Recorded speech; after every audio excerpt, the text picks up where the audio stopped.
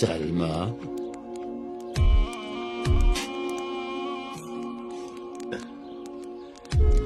هل جننت؟ يا سندي ما لموسى بن جعفر والنساء؟ العبادة والدعاء والمناجاة بحاجة إلى الهدوء. ألا يتنافى مع صوت سلمى الخلاب ورقصها يا مولاي؟ مولاي، اتركني ساعة واحدة مع موسى بن جعفر. تظن أن صوتها سيسلب لب موسى بن جعفر؟ إما أن يسلبه أو أسلبه أنا. وما الفائدة؟ يمكنني أن أعكر عليه هدوءه. يكفي أن تستفزه، وفي هذه الحال سينال الخليفة مراده.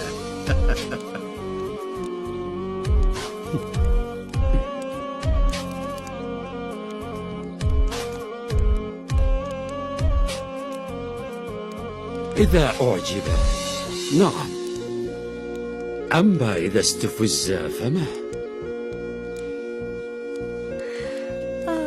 سأظل أغني وأغني حتى أستفزه فيثور. ثم ماذا؟ ثم أغني وأغني حتى يضطر موسى بن جعفر إلى ضربها يا مولاي. يا ابن شاك، إنك الشيطان بعينه، وجلبت معك شيطانا آخر.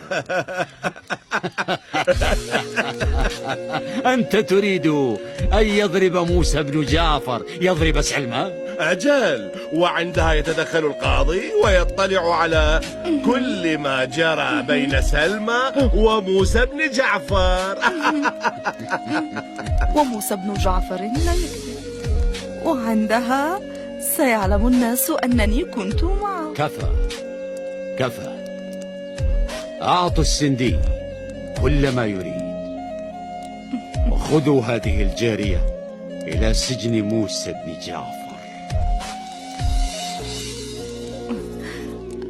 أراك لاحقا يا مولاي.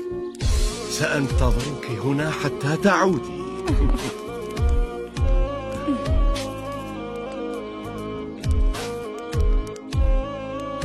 في أول ساعات النهار أدخلنا سلمى السجن معنا. كانت مخمورة وبدأت بالغناء والرقص. لقد شاركت أنت أيضا في هذا الذنب، لأنك بذلك آذيت ذلك الإمام. لا تدخليني معهم، إنما أنا مأمور، لم يكن لي دخل في الأمر ولن يكون. هل تبرئ نفسك؟ الخليفة والسندي هما المذنبان. لم يستطيعوا مشاهدة عبادة ابن رسول الله وراحته وهدوءه في السجن. لا تقلقي عليه، فإن موسى بن جعفر لوحده قد سلب هدوء القصر كله. لا سامحهم الله ولا غفر لهم. وبعد مضي ساعات من النهار انقطع صوت سلمى. هل قتلها موسى بن جعفر؟ عجبا، تزعمين أنك من أنصاره ولا تعرفين أنه يحيي ولا يقتل؟ تكلم، لا طاقة لي على الصبر. قلقت على سلمى لأني فكرت مثلك، ولكن عندما وصلت التخمة كاد قلبي يتوقف عن الخفقة. لماذا؟ كانت سلمى قد وضعت عباءة موسى بن جعفر على رأسها ووقفت وراءه تصلي. أرأيت بعينيك وآمنت يا رجل؟ بعثت بطلب السندي فجاء بعد ساعة. لم يصدق هو الآخر. دخل التخمة وقال لسلمى: هل جننتِ؟ كلا، بل ثابت إلى رشدها. أجابته سلمى أنها قد تركت الرقص والغناء وواصلت العبادة ثانية. وهل تركها؟ هجم السندي عليها ورفسها في جنبها كي يمنعها من السجود. لا غفر الله له، لا غفر الله له. نهضت سلمى ولفت العباءة حول بدنها وانشغلت بالعبادة.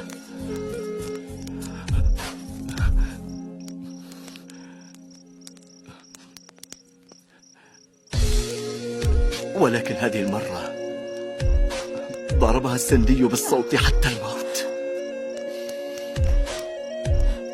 ابن سهيل، استعصى علي موسى بن جعفر حتى امتلأ قلبي حقدا وغضبا عليه. كيف تمكن من التأثير على سلمى؟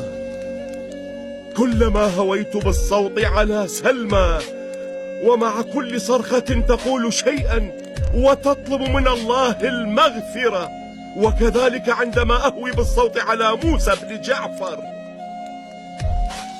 إذا استطاع أن يؤثر على سلمى هكذا فسيؤثر على الجميع يا مولاي.